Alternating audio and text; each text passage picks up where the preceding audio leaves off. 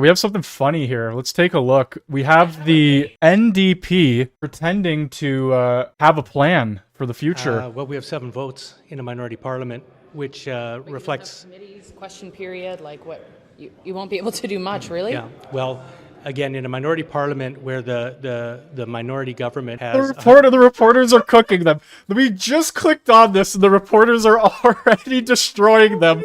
I gotta go back to the beginning, guys. We gotta go back to the beginning here because the reporters, look, all 7 of the NDP aren't gonna do literally anything. They don't have official party status. They're a joke. They're literally just a speed bump in progress now. So at this point, anything they do, it's not gonna help. They're just going to simply try to stay afloat and stay alive at this point. Let's get into this. To anticipate the throne speech tomorrow and share a little bit about what New Democrats are looking for in that throne speech and some of the priorities that we are going to advance this Parliament. First, affordability issues have affected working families in every province and territory of this country, whether it's the price of groceries, the price of utilities, the price of rent. Too many families are finding it impossible to pay their monthly bills. Second, and an important adjunct of that, is affordable housing. You know, there's a lot of issues in politics, but some are foundational, and housing is one of them. It anchors us in community. It makes our ability to work, to have our children go to school, to connect with community possible, and far too many Canadians do not have access to this fundamental human right and necessity. As we face the unprecedented threats from south of the border and Mr. Trump's consistent and persistent threats of tariffs, we know that we need to work together to create a strong, independent Canadian economy with Canadian champions that create good, family-sustaining jobs in every corner of this country. And so we are going to be bringing the voices of workers to the House of Commons and championing policies that improve their lives and make sure that workers in this country do not pay the price for Donald Trump's tariffs. And as we work together to build a more resilient, independent Canadian economy, that workers are an important piece of that and share in that project. Finally, healthcare will be a very important priority for the New Democrats. It's in our DNA. Now, we have seen already that Prime Minister Carney has announced that he intends to find $28 billion in cuts to the federal budget. Now, New Democrats don't believe that cuts to public services are wise at this time or at any time, and we will be scrutinizing those extremely carefully to make sure that we protect, as New Democrats, the services that Canadians rely upon. But absolutely, we want to make sure that those cuts do not come at the expense of Canadians' health. New Democrats believe that we must strengthen our healthcare system. We have to expand our healthcare system, and that a strong, resilient, independent Canada has a strong, resilient, healthy population. Finally, I just want to say that as I embark on this privilege of leading the New Democratic Party at this important time in history, I'm keeping our late leader, Jack Layton, firmly in my mind.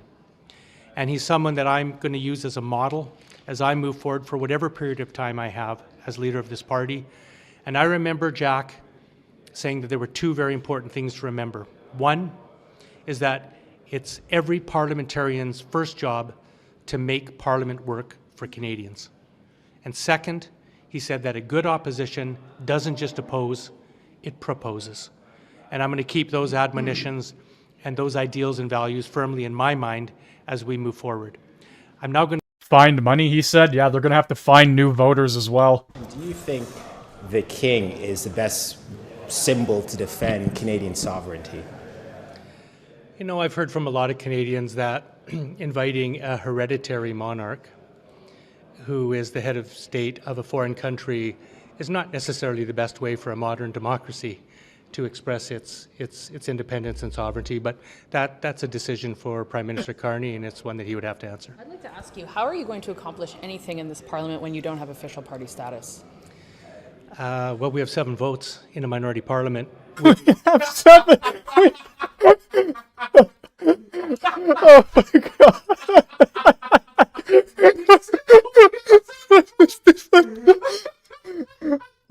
Well, we have 7 whole votes, guys. Oh man, they are coping so hard right now. They have literally nothing to grasp to. Their party got decimated in the last election because Jagmeet, time and time again, claimed he was for Canadians, lied, and was only for his pension. This party, nobody takes this party seriously anymore. Nobody cares what the NDP have to say. Please just disband, give up your seats to the Conservatives, get out of here. Which reflects... Committees, question period, like what? You won't be able to do much, really? Yeah, well, again, in a minority parliament where the minority government has 169 seats and needs 3 for a majority, any party that has 7 seats obviously has a balance of power. And so I think that we're going to be able to play a profoundly important role this parliament. You know, we're going to be a traditional opposition party. We're going to support policies that New Democrats believe in and will oppose those that don't. And I think that there's, as in every minority parliament, a real opportunity for us to push and promote progressive policies and hold this government to account in a way that you can't do in a majority parliament. Hold the government to account just like you guys did last year? Right. On that, are you going to get seats on committees? Have you entered into any negotiations with the House leaders about when PROC forms, whether you'll get some slots? We're having fruitful discussions with all the parties right now. As you know, resources are allocated through the Board of Internal Economy. That board has not been struck yet. And even when that board is struck, and if we don't have a seat on it, it has the ability to allocate resources to different parties. And you know, one of the arguments I've made is we're a national party. We had 1.2 million Canadians vote for us, and it's important that we have the tools we need to function and discharge that responsibility. And to get those tools, you're going to have to beg somebody with any power, which means you'll most likely go to the Liberals, form another coalition, and guess what? Your party in the next election will be gone. Zeroed. Net zero NDP. We're going to do our job no matter what, as New Democrats. But if we have the tools that we need in order to participate more fully in the legislative process, I think that's better for our parliament, it's better for our government, and it'll result in better governance. Have you had a chance to speak to the Prime Minister? Have you had a chance to speak to the Prime Minister? Not yet. House Leader saying this morning that the NDP is not going to be getting official party status. Well, official party status is set out in the Parliament of Canada Act, and the reference to that and to 12 members is only in the context of additional sessional indemnities, in other words, salaries, which we never asked for and don't want, and would refuse if they were offered to us. It also proceeds on the Board of Internal Economy. The Board of Internal Economy sets its own rules by its own bylaws. And so the Board of Internal Economy has the opportunity to allocate resources. And for instance, we've already made some progress. For instance, we have access to the lobby. We've kept our offices. We have access to the onboard voting dashboard.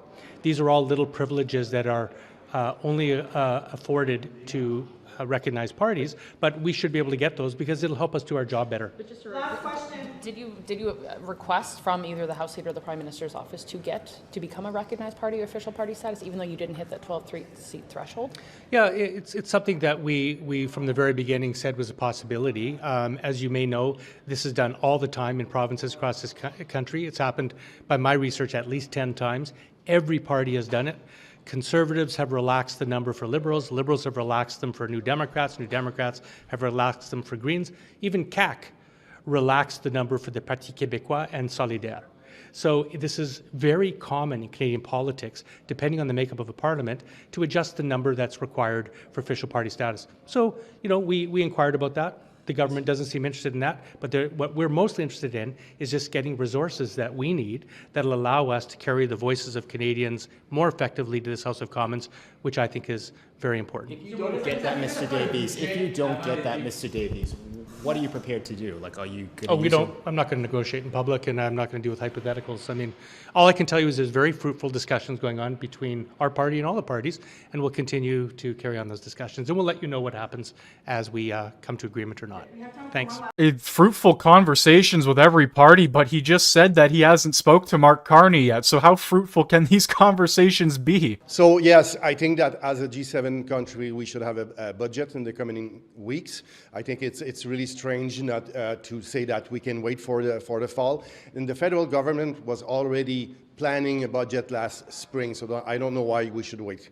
Okay, thank you. Okay, merci. All right, and there you have it. They just walk off after getting obliterated by reporters. I want to know what you think down below. Hit that like button, hit that sub button if you're new, and thank you very much for watching.